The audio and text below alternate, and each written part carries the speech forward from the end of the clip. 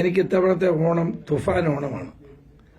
അതിന്റെ തയ്യാറെടുപ്പിൽ കഴിഞ്ഞ കുറേ മാസങ്ങളായി നിൽക്കുന്നുണ്ട്. ഇത്തവണത്തെ ഓണത്തെ ഞാൻ തുഫാൻ ഓണമാക്കി ആഘോഷിക്കാനാണ് തീരുമാനിച്ചിട്ടുള്ളത്.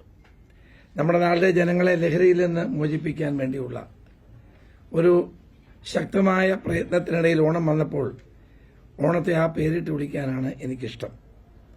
ഇന്ന് ബഹുമാനപ്പെട്ട മുഖ്യമന്ത്രി പറഞ്ഞ പോലെ കേരളത്തിലെ ജനങ്ങൾ ലോകത്തെവിടെയുണ്ടെങ്കിലും ആഘോഷിക്കുന്ന ഒരു ഉത്സവമാണ് ഓണം.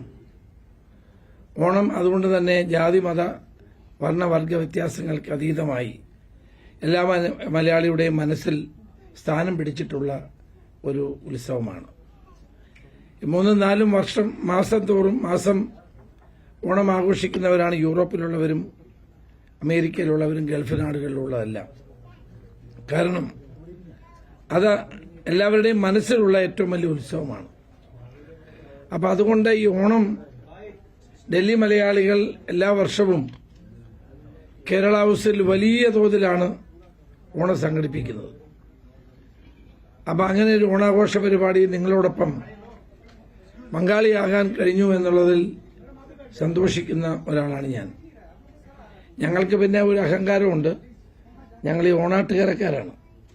മാവേലിക്കര, കാർത്തികപ്പള്ളി, അതോടൊപ്പം തന്നെ കരുനാഗപ്പള്ളി, ഈ പ്രദേശത്തെ ആളുകൾ ഞങ്ങളാണ് ഈ ഓണം ഊട്ടുന്ന കര.